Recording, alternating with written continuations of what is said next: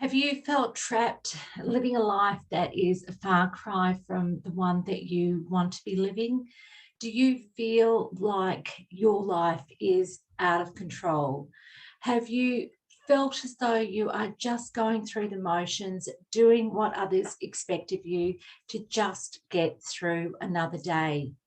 Have you felt like you are carrying the weight of the world on your shoulders because life is just so full of challenges and you just can't seem to get a break? Do you feel like you have no security in life? Do you have feelings of powerlessness that make you feel anxious, afraid, unsafe, and insecure? If you have answered yes to any of these questions, then this episode of Tiaras, Tears and Triumphs is for you.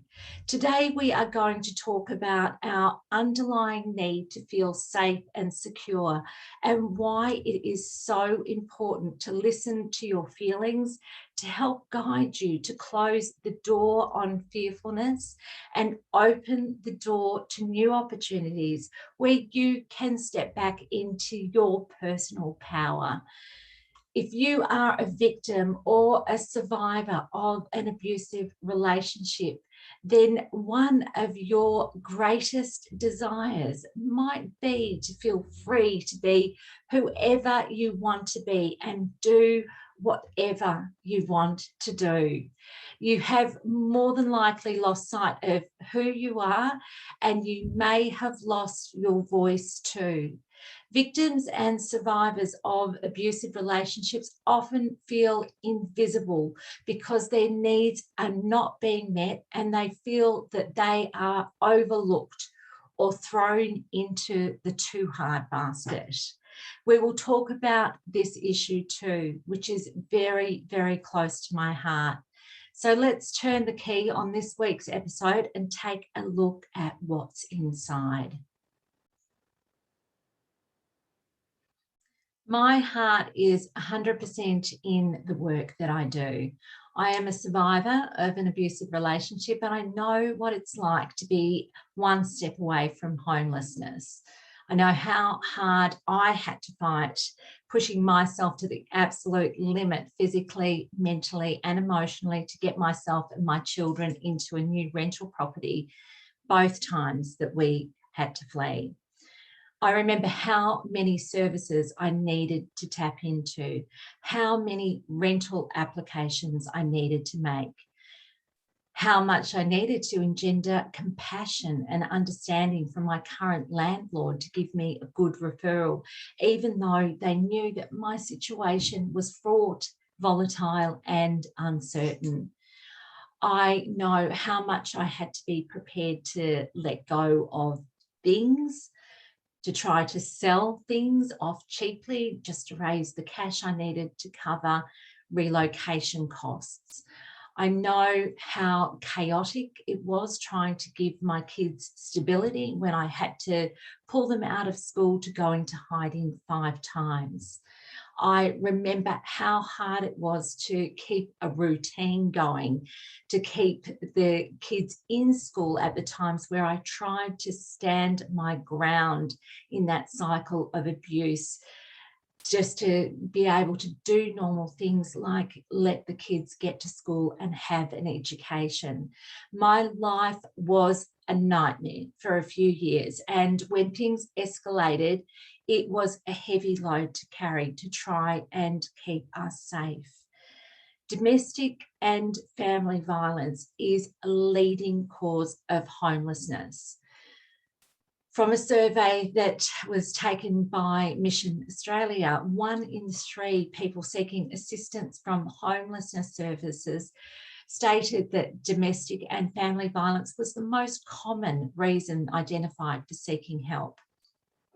41% of people seeking help from specialist homelessness services in 2020 had experienced domestic and family violence. That's just phenomenal how many women and children end up being in a position where they are displaced because their home is no longer safe for them to stay in. And I was one of those women, and I was just very fortunate to be able to manage to navigate to get myself and my kids into a rental property. There are just too many women and children who have had to flee their homes because they are not in a safe place for them to be, and they can fall through the gaps because the steps in the system are often too hard for women to navigate. The system can let them down and cause them to become really disillusioned. Their faith in the system falters because they are in survival mode, and they're absolutely exhausted by the challenges that they are facing. They can give up on the system and just try and find ways to navigate this situation on their own.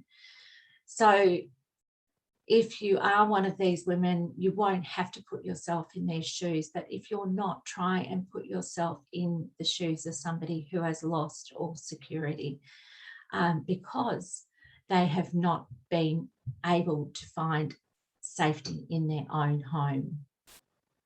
Now, sometimes these women can fall on their feet, but often these women will spiral further and further downhill and end up being destitute and homeless. And often this can result in things just spiraling even further down, where they may lose their children because they're unable to provide their children with stability and security. So this then leads them to less and less security, and it also puts them in a place of having to go a heck of a lot further to climb back up to that place of stability and security that we all need in life to be able to firstly survive, but then have opportunities to actually thrive in our life. So these women who are women like me, okay, and like I was, these women are often at their wits' end. And I can say this because that's exactly where I was. I was at my absolute wits' end. I didn't know where to turn to be able to meet my most basic needs. I didn't know where to turn for help. If you know me and you've been listening to the Tiaras Tears and Triumphs podcast for a while now, you'll know that I advocate for safety first. I say that your safety is the most important thing, closely followed by your sanity, and everything, no matter how daunting it is or might seem, is figure outable. And when I say that, I don't need to be flippant in any way, shape or form, because I know how serious these challenges are. And I guess that what I need to add to that statement that I make is that it's not expected that you should have to figure everything out on your own. That's why there are organisations like the Domestic Violence Family Response Service Safe Steps here in Australia, or 1800 RESPECT, which is a 24-hour domestic violence counselling support line. These services know the safe steps women need to take to stay safe and get their most basic needs met.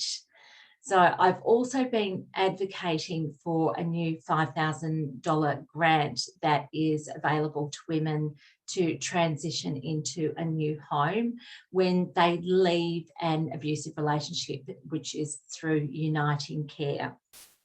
Now, these services are available for women to tap into, but when women become disillusioned because they have not received the right level of support at critical times, they may resist using the services that are designed to help them.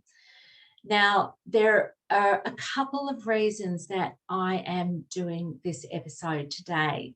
The